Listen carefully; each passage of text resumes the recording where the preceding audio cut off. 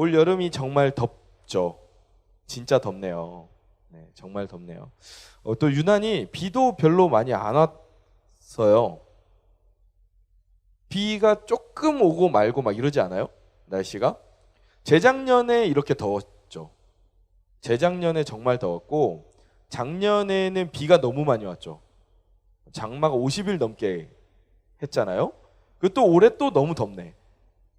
내년에는 이제 비가 올 건지는 모르겠는데 어찌됐건 올해 너무 더워요. 햇빛 아래에서 잠깐만 서 있어도 그 살이 익는 느낌이 들지 않아요? 지금 내 피부가 썬팅 되고 있구나. 선텐 지금 완전 태닝 되고 있구나라는 느낌이 막 이렇게 들 정도인데 지금 그래서 곳곳에다가 세우고 있는 게 그늘 쉼터를 엄청 많이 만들고 있어요. 우리 교회 앞에 큰 사거리 있죠. 거기 횡단보도도 보면 엄청 큰 파라솔이 있습니다. 그게 횡단보도에 이제 설치한 그늘막인데 이걸 전국적으로 많이 설치를 해놨어요. 이제 주변에 나무가 있는 횡단보도면은 상관없는데 나무도 없고 이렇게 길 한가운데 덩그러니 있는 데에는 이런 것들을 많이 세우더라고요. 근데 이게 실제로 자외선을 90% 이상 차단해주고 온도가 주변보다 한 2도에서 4도 정도 낮아진대요. 효과가 확실히 있는 거죠. 요즘에는 스마트 그늘막이라고 아무데나 갖다 스마트를 다 갖다 붙였어요. 스마트 그늘막이라고 날씨가 이제 자기가 스스로 센서가 감지를 하는 거야. 너무 덥다 그러면 잉 하고 이렇게 그늘막이 펴지고 또 밤이 됐다 그러면 잉 하고 이렇게 그늘막이 접어지고 이거를 스마트를 이름을 붙여서 이렇게 설치를 하고 있다고 해요. 근데 우리도 인생을 살다 보면 이런 시원한 그늘막이 필요할 때가 있죠. 진짜로 뜨거운 데 있어가지고 내가 그늘 속에 들어가야 될 때도 있지만 우리 인생이 너무 이 광야 한가운데에 뚝 떨어져서 뜨거운 열풍과 뜨거운 햇빛을 받아서 견딜 수 없을 정도로 힘들 때가 있어요. 그럴 때 우리에게 시원한 그늘막이 필요합니다. 안식처가 필요하고 그리고 피할 곳이 필요해요. 근데 우리 인생에 그런 피난처가 되어주시고 우리 안식처가 되어주시는 분이 있습니다. 누구시죠? 네, 살아계신 하나님이세요. 살아계신 하나님께서 오늘 우리의 그늘이 되어주시고 우리의 안식처가 되어주시고 우리의 피할 곳이 되어주시는 줄 믿습니다. 오늘 말씀 속에 나오는 다니엘은 이 사실을 정말 잘 알고 있었던 사람이에요. 다니엘은 이스라엘 사람이죠. 이스라엘 사람이에요. 네. 그런데 순탄하게 잘 자라다가 이제 우리나라 나이로 중학생쯤 됐을 때 한 15살 어간쯤 되었을 때 바벨론이 이스라엘을 쳐들어옵니다. 그리고 이스라엘 사람들을 엄청 많이 포로로 잡아가요. 그때 다니엘이 바벨론의 포로로 잡혀가는데 바벨론은 특이한 정책을 폈어요. 포로로 잡아온 아이들 중에 똑똑한 아이들을 데려다가 바벨론 왕궁에서 3년간 교육을 시켜. 바벨론 말도 가르치고 그 당시에 그래도 바벨론 문명이 꽤 컸어요. 그 당시에 그 좀 발달된 선진 문명이라고도 볼 수 있겠죠. 그런 학문들을 가르쳤어요. 그냥 가르친 게 아니라 공짜로 가르쳤어요. 무상교육이었어. 근데 무상교육일 뿐만 아니라 무상급식이었어. 그래가지고 밥도 먹이고 뭐 다 재워주고 뭐 기숙사도 공짜야. 왕궁에서 다 키우는 거야. 3년 동안. 여러분 이게 좋아요 안 좋아요? 엄청 좋죠. 여러분 지금 뭐 많은 여기 지체들이 학교를 다니고 있는데 학교가 등록금도 공짜인데 밥도 공짜로 주고 기숙사도 공짜라고 생각을 해봐. 얼마나 좋아. 안 좋아? 좋잖아요. 우리 한솔이가 그런 비슷한 데 지금 가 있잖아요. 지금 먹여줘, 입혀줘, 재워줘 지금. 에? 지금 한솔이가 거기에 있다가 잠깐 지금 바깥에 나왔어요. 네. 휴가를 나왔는데 군대에 있다가 어찌됐건 근데 이게 뭐 되게 좋은 나라라고 생각할 수 있는데 이게 사실 되게 무서운 정책이죠. 되게 무서운 정책이에요. 왜냐하면 그 정복한 지역에 있는 다음 세대들, 이 정복을 하고 나면 가장 큰 문제가 뭐냐 하면 거기에서 반드시 반란이 일어날 가능성이 높습니다. 그러니까 힘으로 강제로 정복을 했기 때문에 다시 거기에서 뒤엎고 이전의 나라를 되살리려는 움직임이 일어날 수밖에 없어요. 그래서 우리나라도 일제강점기 때 독립운동을 했잖아요. 우리나라의 주권을 찾기 위해서. 그런데 그러니까 반대되는 마음, 그 정복한 나라에 대해서 반대되는 마음을 가지는 다음 세대들을 생각을 바꿔놓는 거예요. 그 청소년기 정도 되는 아이들을 데려다가 잘 먹이고 잘 키우고 잘 가르치고 이렇게 하면서 사고방식을 바벨론화 시키는 거예요. 처음에는 우리나라를 쳐들어온 이 바벨론, 나를 포로로 여기까지 끌고 온 바벨론, 내가 바벨론에게 복수하겠다, 이런 마음이 있을 수 있죠. 이런 마음이 있었을 거예요. 그런데 바벨론에 데려가서 먹여주고 키워주고 재워주고 막 너무 좋아. 이러니까 사람들의 생각이 바뀌는 거예요. 바벨론 괜찮은 나라네. 아, 내가 있었던 데보다 더 좋구나. 그러면서 바벨론에 대해서 반항하고자 하는 마음이 점점 사그라들어. 친바벨론화 되는 거야. 그러면은 이렇게 3년 동안 가르쳐서 다시 그 민족들 가운데로 내보내. 그럼 어떤 일이 일어나겠어요? 얘네들이 이제 커가면서 바벨론 편에 서는 거야. 그러면서 이제 바벨론에 대항해서 싸우려고 하는 사람들한테, 야, 네가 뭘 몰라서 그래. 바벨론이 얼마나 좋은 나라인데 저 지금 모르고 저런다고. 뭐 이렇게 하는 거야.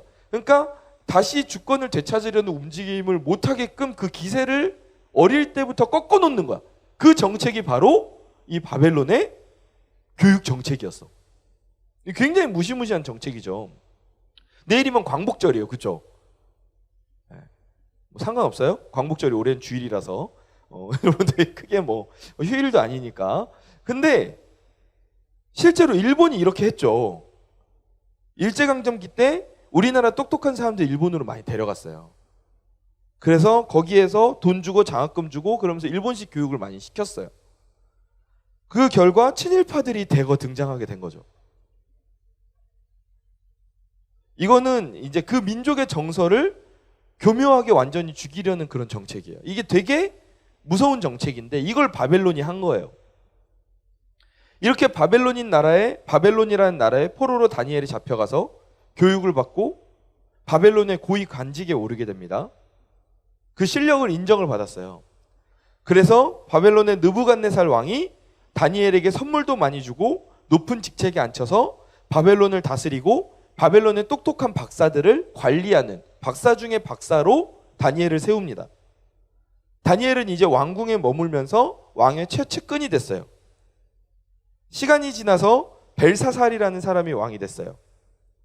근데 다니엘이 역시 그 실력을 인정받아서 이번에는 바벨론 권력 서열 3위에 오릅니다. 3위면 대단한 거예요. 별거 아니에요? 아이 뭐 3위야. 1위는 해야지. 근데 1위는 왕이잖아. 1위는 왕이고 2위는 누구겠어요? 왕자? 그 정도 되지 않았을까? 그러니까 직계 혈통 다음에 가장 권력이 높았던 사람이 다니엘이었다는 거야. 근데 여기에서 잊지 말아야 될 건 다니엘은 지금 이 나라 출신이 아니에요. 우리나라로 치자면 어디 정도로 할까요? 멕시코 정도로 할까요? 멕시코에서 어디로 갈까요? 왜 이렇게 했어요? 어디 했으면 좋겠어요, 그러면? 어느 나라면 좋겠어요? 뭐 가까운 데로 합시다. 뭐 중국 정도로 합시다. 중국에서 어떤 친구가 이제 사람이 왔는데 그 사람이 우리나라 국무총리가 된 거야. 그 정도야. 굉장히 파격적인 일이 지금 일어난 거죠. 근데 여기에서 그치지 않고 바벨론이 망하고 다리우스라는 왕이 또 이제 그 자리에 오릅니다. 최고 권력자에. 보통은 이렇게 나라가 바뀌면 그 전 나라에서 관직하고 있었던 사람들은 최소 귀양 아니면 사형 둘 중에 하나예요. 근데 다니엘은 나라가 바뀐 후에 이 다리우스가 어떻게 정책을 폈냐 하면 땅이 너무 넓으니까 나 밑에서 나라를 다스리는 120명의 인재들을 세웁니다. 근데 120명이 너무 많잖아. 그러니까 셀지기를 120명을 세운 거야. 근데 이 셀이 너무 많으니까 교구지기를 3명 세운 거야. 그 교구지기 중에 한 명이 다니엘이었어요. 그러니까 이게 이 다리우스 왕한테도 엄청 인정을 받은 거죠. 이 다리우스는 얼마나 다니엘을 아꼈냐 하면 다니엘을 그냥 자기 대신에 나라를 통치하도록 하고 싶어 했어. 그냥 나 대신에 네가 가서 통치해라 이러고 싶어 할 정도로 다리우스는 다니엘을 아꼈어. 그럼 다니엘은 어떻게 이렇게 바벨론, 메데, 페르시아 이 나라들을 거쳐가면서 이 중에 관직을 유지하면서 높은 자리에 있을 수 있었을까?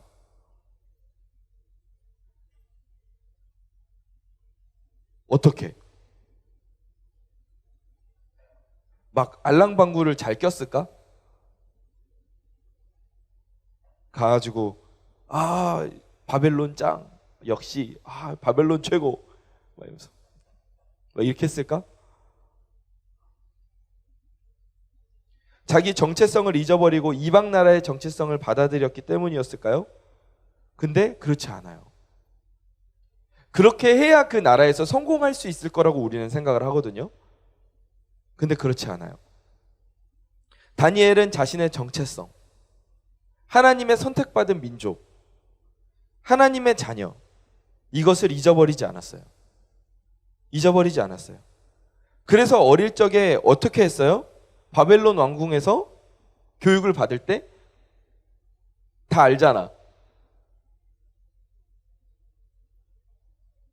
우상 숭배했던 음식들, 고기를 먹지 않겠다라고 거절해요. 뭐 비건이어서가 아니에요. 요즘 비건이 이제 유행인데 다니엘이 채식주의자였나 보다 이렇게 생각하는 게 아니에요. 다니엘은 그 당시에 우상을 숭배했던 그 앞에 제사를 드렸던 음식들을 거절했어요. 나는 하나님의 자녀인데 우상 숭배에 사용된 음식을 먹을 수 없다는 거예요. 간이 배 밖으로 나온 행동이죠. 포로야. 이방 나라에 포로로 잡혀갔다고. 귀빈으로 끌려간 게 아니라 유학생으로 뭐 국가 유학생으로 뭐 이렇게 간 게 아니라 교환학생으로 간 게 아니라 포로로 지금 끌려갔다고. 근데 그 가운데에서 주는 대로 먹고 뭐 하라는 대로 해도 지금 시원치 않을 판에 음식 주는 거 안 먹겠대. 안 먹겠다는 거야. 자기 멋대로 하려고 하는 거야. 바벨론 입장에서는. 얼마나 이게 간이 배 밖으로 나온 행동이에요. 근데 다니엘이 그렇게 했어요. 왜? 자신의 신앙과 정체성을 지키기 위해서 목숨을 건 거예요. 또 오늘 본문 다니엘 6장 10절을 보면 또 유명한 다니엘 사건이 나오죠. 무슨 사건이에요? 사자굴 사건이잖아요. 사자굴 사건. 다니엘이 일을 너무 잘해서 막 왕이 네가 통치해 막 이러려고 하니까 그 주변에 있었던 사람들이 시기하는 거야. 다니엘, 너만 없었으면 내가 저 자리에 오를 수 있었을 텐데 막 이러면서 전교 2등이 막 전교 1등 보면서 너만 없었어도 막 이런 것처럼 약간 좀 이렇게 시기하는 거야. 그래서 그 시기하는 사람들이 또 자기들끼리 모였어요. 동호회를 만들었어. 다니엘을 싫어하는 사람들의 모임 막 이래가지고 다실모 막 이런 걸 만든 거야. 그래서 저 다니엘만 없으면 우리가 최소 한 단계는 계급이 오를 수 있지 않을까. 그러면서 다니엘을 모함합니다. 트집을 잡아요. 하나님을 향한 다니엘의 신앙을 걸고 넘어져요. 그래서 이제 다니엘은 하나님을 향해 기도하고 신앙을 드러내면 사자굴에 던져져서 사자의 한 끼 식사가 되는 그를 처지에 처했어요. 다니엘은 이거를 알았을까요? 몰랐을까요? 알았다고 하잖아요. 오늘 말씀 보면 알았다고 하잖아요. 6장 10절 말씀 다시 한번 띄워주세요. 그 명령에 왕의 도장이 찍혔어. 이제 이거 되돌릴 수 없어. 이거 다니엘 알고 있었어요. 그런데 다니엘이 어떻게 했어요? 끝까지 신앙을 포기하지 않았어요. 매일 하던 대로 창문을 열고 하루 3번 기도했다고 말합니다. 그러니까 다니엘은 지금 이방 나라에 가서 그 높은 관직에 오르는 그 과정 가운데 자신의 정체성을 잃어버리지 않았다? 잃어버리지 않았어요. 하나님을 향한 신앙에 물을 탔다, 물을 타지 않았다? 물 타지 않았어요. 타협했다, 타협하지 않았다? 타협하지 않았어요. 자기가 가지고 있었던 그 하나님의 자녀라는 정체성, 내가 가지고 있었던 하나님의 선택받은 민족으로서의 그 마음, 이것을 놓치지도 않고 변질되지도 않고 그 마음을 그대로, 그 신앙을 그대로 유지하고 살고 있었다고요. 어떻게 다니엘이 이렇게 할 수 있었을까요? 유난히 깡을 타고난 깡이 있어서 그랬을까요? 유난히 담대해서 그랬을까요? 그렇지 않아요. 다니엘도 사람이에요. 어쩌면 그 마음 가운데 두려움이 있었을 수 있어요. 하지만 다니엘은 뭘 알고 있었냐 하면 다니엘 1장 9절 말씀 같이 한번 읽어봅시다. 시작. 하나님이 다니엘로 하여금 환관장에게 은혜와 긍휼을 얻게 하신지라. 아멘.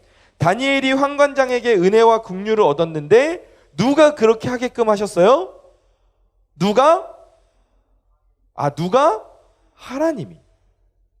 그 다음 다니엘 6장 22절 시작. 나의 하나님이 이미 그의 천사를 보내어 사자들의 입을 봉하셨으므로 사자들이 나를 상해하지 못하였사오니. 아멘.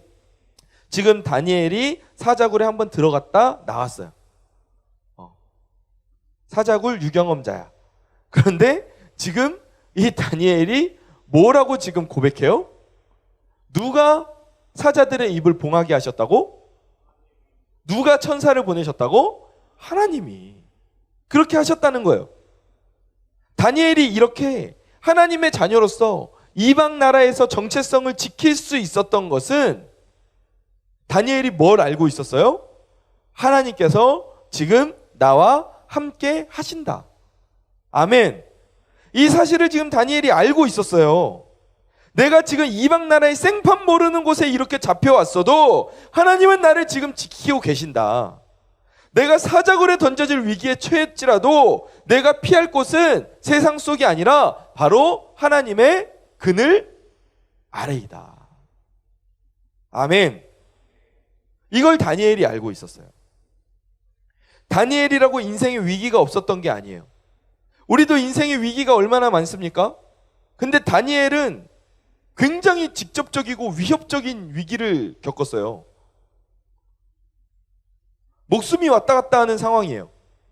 근데 그 가운데에서 다니엘이 어떤 결정을 내립니까? 어디로 피하나요? 어디로 도망가죠? 세상의 그늘 아래로 피합니까? 그렇지 않아요. 하나님의 그늘 아래로 피하는 거예요. 하나님의 품 안으로 대피하는 거예요. 다니엘이 뭐 아무것도 안 한 것처럼 보이지만 그가 신앙을 지키고 그가 믿음을 지키고 정체성을 지켰다는 그 행동 자체가 그 위기 속에서 다니엘이 선택한 거예요. 나는 하나님의 그늘 아래로 대피하겠다.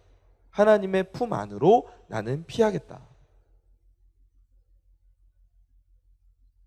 신앙의 위기에서, 인생의 위기에서 나의 능력으로는 이 일을 해결할 수 없다고 판단할 때 다니엘은 하나님의 날개 그늘 아래로 대피했어요. 그리고 그 안에서 하나님의 인도하심을 기다렸다는 거예요.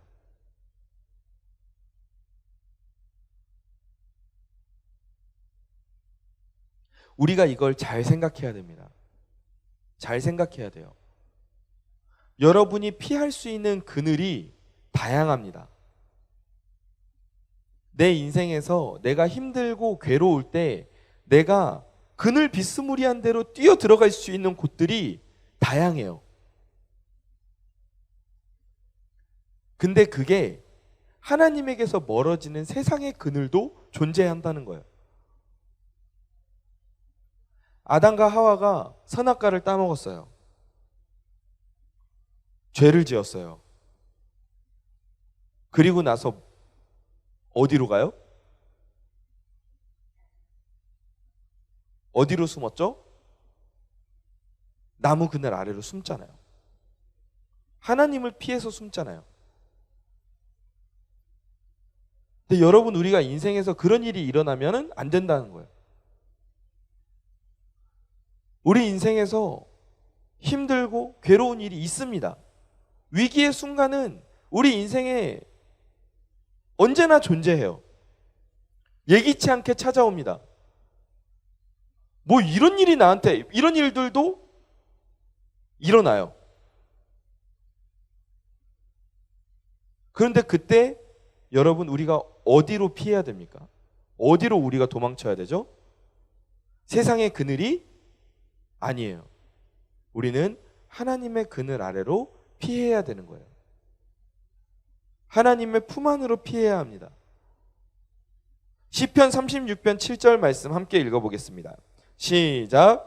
하나님이여, 주의 인자하심이 어찌 그리 보배로우신지요. 사람들이 주의 날개 그늘 아래에 피하나이다. 아멘. 다니엘을 날개 그늘 아래에 피하게 하셨던 하나님께서 오늘 우리에게도 동일한 그늘을 펼치고 계시는 줄 믿습니다. 우리도 살면서 많은 위기와 어려운 문제들을 만납니다.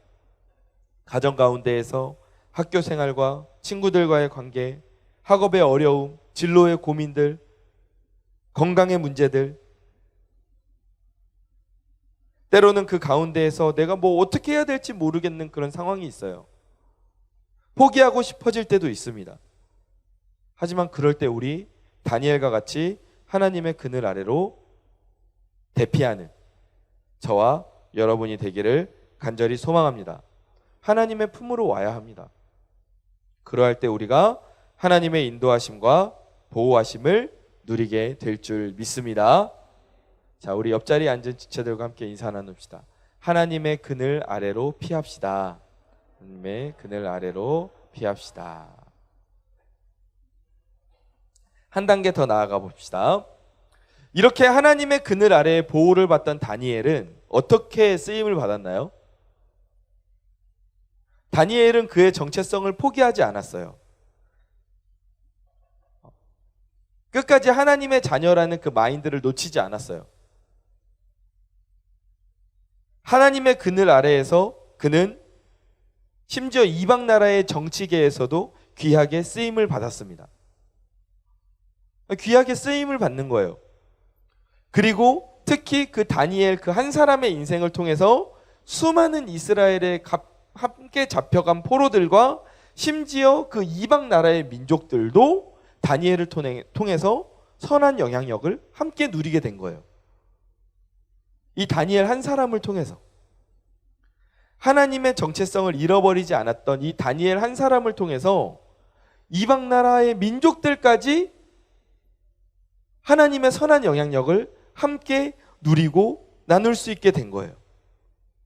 사랑하는 우리 대학부 여러분, 하나님께서 우리에게 동일하게 이렇게 말씀하십니다. 나의 날개 그늘 아래에서 너희는 새 힘을 얻어라. 그리고 너도 나아가서 다른 이들에게 힘을 주는 그늘이 되어 주어라. 아멘. 근데 우리가 이 부분까지 쉽게 생각이 나아가지 못하는 것 같아요.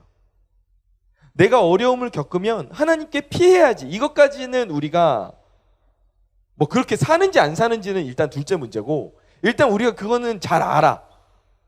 근데 내가 한 단계 더 나아가서 다른 사람들에게도 피할 수 있는 그늘이 되어주는 선한 영향력을 미치는 사람이 되어야 된다는 걸 우리가 거기까지는 잘 생각을 못해요. 왜냐하면 지금 내 삶이 너무 좀 많이 치이니까. 지금 내 삶의 문제도 너무 많은데 내가 다른 사람까지 걱정할 여유가 별로 없는 거야. 근데 하나님은 우리에게 그렇게 말씀하세요. 우리가 그렇게 살기를 원하세요. 너만 내 그늘 아래로 들어오는 게 아니라 너도 가서 그늘이 되어주라는 거예요. 그게 하나님의 자녀에게 요구하시는 하나님의 마음이고, 그게 하나님께서 우리에게 남겨주신 이 땅에서 우리가 해야 될 숙제예요. 요나 이야기를 좀 오늘 같이 나누고 싶어요. 요나는 하나님의 명령을 받아서 아수르의 수도였던 니느웨로 이제 가서 복음을 전하게 됩니다. 근데 요나가 처음에 이 명령을 듣나요, 안 듣나요? 안 들어요. 안 들어요. 왜 그랬을까요? 왜 안 들었을까요? 아수르가 싫어서. 맞아요. 아수르가 싫어. 왜? 요나가 생각하기에 아수르는, 니느웨는 하나님의 심판을 받아야 마땅한 곳이야. 죄악으로 가득 찬 도시야. 쟤네는 망해야 돼. 소돔과 고모라처럼 불비가 내려가지고 쟤네는 다 불타도 시원치 않을 도시라고 요나는 생각했어요. 그래서 그 도시에 살고 있는 사람들이 복음을 들을 필요가 없다는 거야. 쟤네는 어차피 멸망당해야 될 애들인데 쟤네한테 왜 가서 복음을 전하냐 이 말이야. 하나님, 쟤네 복음 전할 필요 없어요. 그냥 어차피 저 죄인들인데 그냥 다 지들 마음대로 살다가 하나님 앞에서 심판 받아야죠. 요나 이렇게 생각한 거예요. 그래서 니느웨로 안 갑니다. 뭐 요나가 배 타고 싶어서 다시스 갔겠어요? 그렇지 않아요. 니느웨를 안 가고 싶은 거야. 그래서 그걸 피해서 다시스로 도망갑니다. 그러다가 우리가 잘 아는 대로 풍랑을 만나고 바닷물로 풍덩 들어가서 물고기가 와 그래가지고 3일 동안 물고기 뱃속에서 요나가 하나님 잘못했어요 기도하고 그 다음에 물고기가 퇴 해가지고 이렇게 육지로 확 나와가지고 요나가 그 다음에 어떻게 돼요? 어떻게 해요? 니느웨로 가잖아. 니느웨로 가서 복음을 전해요. 회개의 메시지를 전합니다. 당시 추정했을 때 60만 명 정도 되는 도시였대요. 니느웨가. 엄청 크죠. 목포 시민의 2배가 넘어. 엄청 큰 도시였던 거예요. 당시로서는. 근데 이 니느웨 사람들이 하나님께 회개하면서 돌아오는 거야. 요나 생각에는 얘네가 너무너무 죄인들이라서 복음이 필요 없을 정도로 얘네는 멸망당해서 마땅한 그런 애들이었는데 가서 복음을 전했는데 뭐 별거 하지도 않았어. 회개하십시오 했는데 갑자기 애들이 하면서 막 옷을 찢어 막. 우린 죄인이야 막 이러면서 막 옷을 찢고 막 죄를 막 뒤집어 쓰고 막 그런 막 난리가 나는 거야. 요나도 그거 보면서 참 좀 당황스러웠을 것 같긴 한데 그 성에 있던 수많은 사람들이 금식하고 통회하고 막 놀라운 역사가 일어나는 거예요. 그럼 요나는 기분이 어땠을까? 다혜야, 이건 뭐야? 벌써 아니야? 물어보지도 않았는데 벌써 아니라고 거절했어요. 다혜야, 너가 요나야. 이제 김요나라고 합시다. 김요나인데 요나킴인데 너가 가가지고 복음을 전했어. 근데 60만 명에 달하는 사람들이 갑자기 다 회개하면서 하나님을 믿겠다고 돌아오는 거야. 그러면 너의 그 마음이 어떨 것 같아?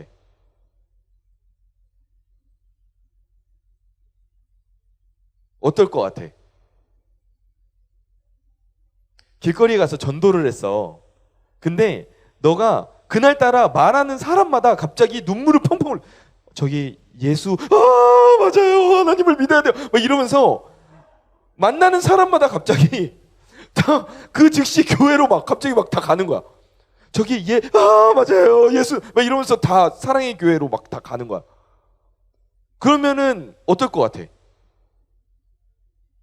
하나님께 쓰임 받 내가 어디까지 말해줘야 돼? 하나님께 쓰임 받았잖아. 네 기분이 어떨 것 같아? 네, 좋다고 합니다. 좋대요.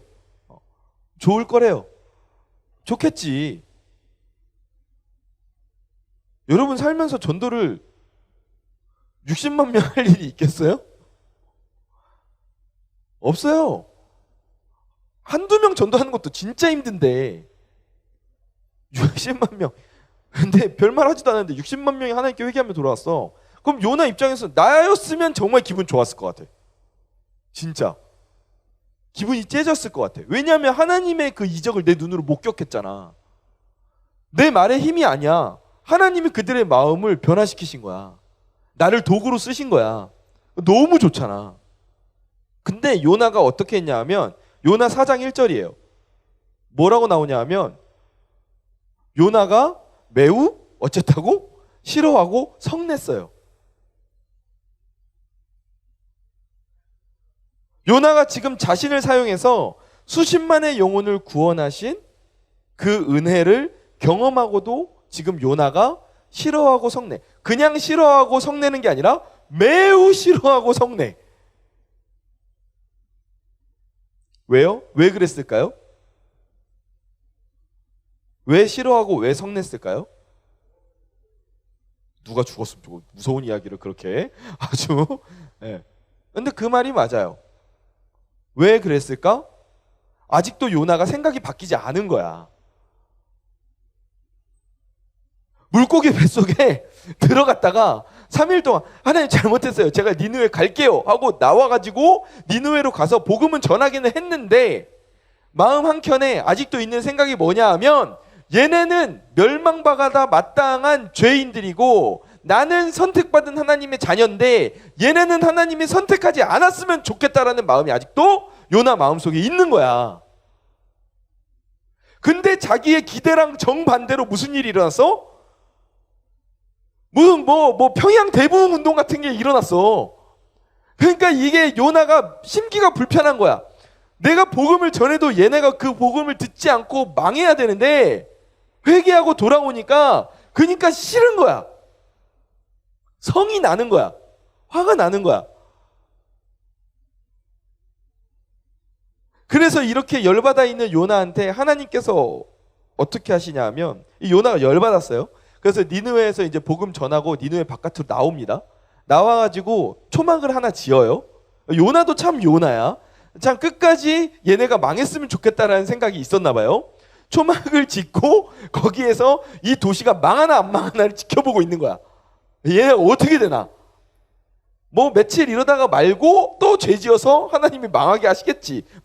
이런 기대가 있었던 것 같아요. 그래서 요나가 초막을 짓고 그 성읍에 무슨 일이 일어나는가 보려고 앉아 있었어요. 근데 하나님께서 그때 어떻게 하시냐면 6절 말씀을 보니까 박넝쿨을 예비하십니다. 박넝쿨 여러분 봤죠? 못 봤나? 목사님이 초등학교 다닐 때는 이렇게 박을 키우는 그게 있었거든? 그래가지고 박넝쿨이 막 자라면 여름에 이제 그 아래에 들어가면 이렇게 그늘이 되게끔 막 이렇게 막 철로 이렇게 해놔가지고 박넝쿨이 막 이렇게 자라는 거야. 이런 거 요즘에 없나요? 목포에는 없는 걸로 합시다. 네, 다른 데는 있겠죠. 근데 그 박넝쿨이 엄청 잘 자라요. 진짜 빨리 자라고 진짜 이게 끝도 없이 자라나거든. 이파리 또 커가지고 그늘이 잘 생기는데 이 박넝쿨을 막 자라나게 하셨어. 그래서 요나가 이제 앉아 있었다 하잖아요. 그 요나에게 그늘을 지게 하신 거야. 요나에게 그늘을 만들어 주신 거야. 지금 그 당시에 땡볕에 이렇게 나와가지고 그 성을 어떻게 됐는지 보려면 어디 요나가 숲속에 들어가서 앉아 있었겠어요? 아니죠. 잘 보이는 데에 있어야 되니까 탁 트인 데에 있었을 거란 말이야. 그러니까 햇빛도 쬐고 막 열풍도 부니까 지도 피하고 싶어서 초막을 지어서 들어갔겠지. 근데 박넝쿨이 슉 자라나더니 그늘이 생기니까 요나 입장에서 얼마나 좋았겠어. 그래서 6절 말씀 보니까 요나가 박넝쿨로 말미암아 크게 기뻐했어요. 기분이 너무 좋아. 근데 이어지는 7절 말씀을 보니까 어떤 일이 일어나요? 하나님이 박넝쿨도 예비하셨는데 벌레도 예비하셨어요. 그래가지고 갑자기 벌레들이 짠 하더니 박넝쿨을 막 열심히 먹었어요. 아주 파티를 했겠죠. 그리고 나서 이튿날 보니까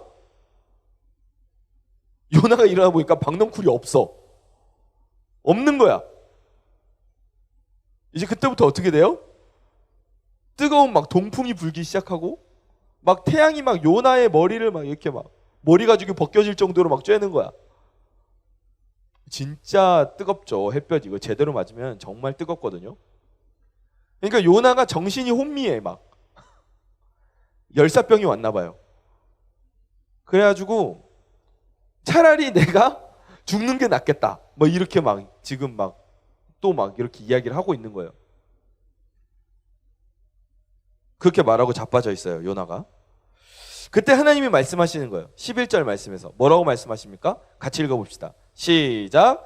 하물며 이 큰 성읍 니느웨에는 좌우를 분별하지 못하는 자가 12만여 명이요 가축도 많이 있나니 내가 어찌 아끼지 아니하겠느냐 하시니라 라고 말씀하시면서 이 니느웨에 있는 수많은 사람들을 사랑하는 이방 민족일지라도 사랑하시는 그 하나님의 사랑을 드러내십니다.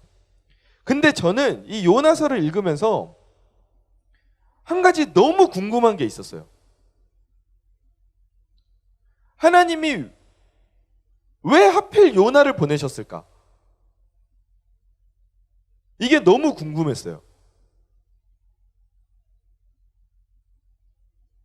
그 당시에 그렇게 말씀을 전할 사람이 없었나? 그러니까 다른 선지자들은 보면 뭐 무슨 선택의 이유라도 좀 있던지 뭔가 이렇게 배경 설명이 있어요. 근데 요나는 그렇지도 않았어. 그 하는 행동을 보면 요나는 좀 이렇게 뭔가 좀 하나님의 말씀에 순종하고 이런 거랑 좀 거리가 멀어. 하나님의 말씀에 순종하기보단 자기의 의의가 훨씬 더 드러나는 사람이었어. 그지? 근데 왜 하나님이 하필이면 요나를 선택하셨을까? 더 말씀을 잘 전하고 더 하나님을 사랑하고 더 이렇게 하나님께 순종할 수 있는 사람들이 있었을 텐데 왜 하필 도망갈 만한 인물, 도망갔던 요나를 하나님이 선택을 하셨을까?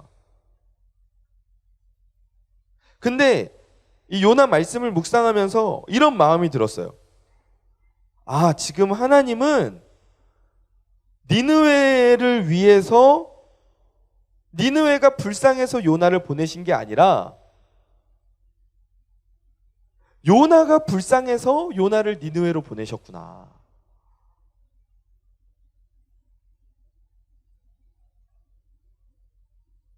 지금 요나는 그 마음 가운데 다른 사람을 위한 그늘이 되고 싶은 마음이 1도 없어요. 하나도 없어. 그냥 자기는 하나님의 선택받은 자녀고 나는 선민이니까 그냥 그걸 누리면서 그냥 살고 싶은 거예요.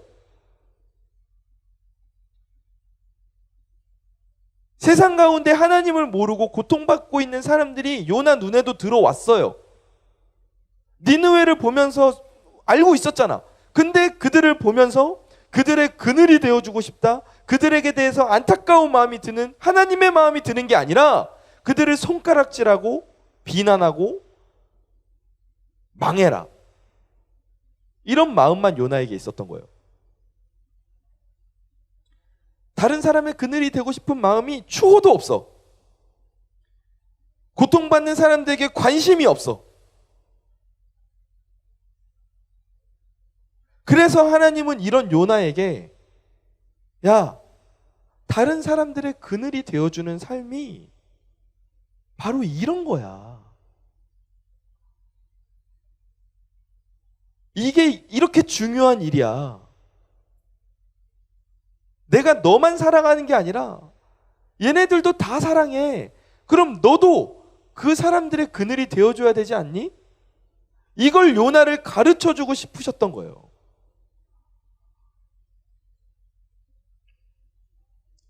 그래서 니느웨를 위해서 요나를 보내신 게 아니라 요나를 위해서 요나를 들여다가 니느웨로 보내신 거예요. 다른 사람들이 갔으면 더 복음을 잘 전했을지도 몰라요. 하지만 요나는 그 하나님의 마음, 고통받고 수고하며 지친 이들에게 그늘이 되어주시는 그 하나님의 마음을 배워야 될 필요가 있었다고요. 요나에게 그런 필요가 있었다고요. 그래서 하나님은 요나를 니느웨로 보내셨고 박넝쿨을 키웠다가 빼앗아 가시면서 그에게 하나님의 마음을 가르치신 거예요. 하나님은 니느웨도 사랑하셨지만 누구도 사랑하셨다? 요나도 사랑하셨다. 그래서 다른 이들의 그늘이 되고자 하는 그 마음을 깨닫게 하셨어요. 우리 사랑하는 대학부 지체 여러분, 우리도 세상의 그늘이 되기를 원합니다. 세상 가운데 지친 이들이 너무 많아요. 우리는 알아. 내가 힘들고 지치면 하나님께로 나아가야 된다는 걸 알아. 니들이 그렇게 하고 있는지 안 하고 있는지는 뭐 너희들이 더 잘 알겠지. 근데 어쨌건 우린 알아. 근데 그것조차 모르는 사람들이 세상에 너무 많아요. 힘들고 지칠 때 어디로 가야 되는지 모르는 사람들이 아직도 이 세상에 너무 많다고요. 그래서 포기하고 좌절하고 스스로 삶을 포기하고 이런 일들이 일어나는 거예요.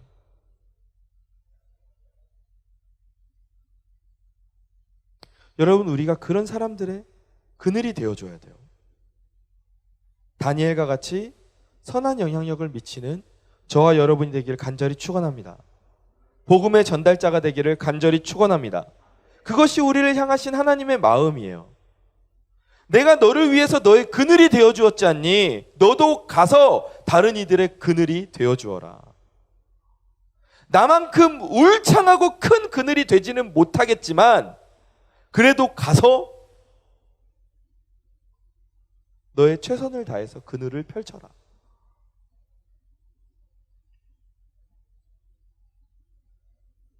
하나님이 우리를 그렇게 살기를 원하시는 거예요. 그럼 내가 다른 사람의 그늘이 되면 난 너무 힘들지 않을까요? 힘들지 않을까요? 예찬이? 힘들겠죠? 그렇지 않아요. 힘들 수 있는데 사실은 그렇지 않아요. 어떠할 때 안 힘드냐 하면 우리가 하나님과 동행하면 우리도 하나님의 그늘 아래 이미 들어가 있는 거야. 내가 하나님의 품 안에 거하고 주님이 내 안에 거하시면 우리는 이미 하나님의 품 안에 날개 그늘 아래 들어가 있는 거야. 나보다 더 크신 주님의 그늘 아래 우리가 거하는 거야. 우리도 주님 안에서 평안함을 누리게 될 줄 믿습니다. 우리 옆자리에 앉은 지체들과 함께 인사 한 번 더 나눕시다. 뭐라고 좀 이렇게 인사를 나누면 좋을까? 하나님을 닮아 세상의 그늘이 됩시다. 시작. 하나님을 닮아 세상의 그늘이 됩시다. 다니엘과 같이 하나님의 그늘 아래에서 살고 그리고 더 나아가 열방의 그늘이 되는 저와 여러분이 되기를 간절히 축원합니다.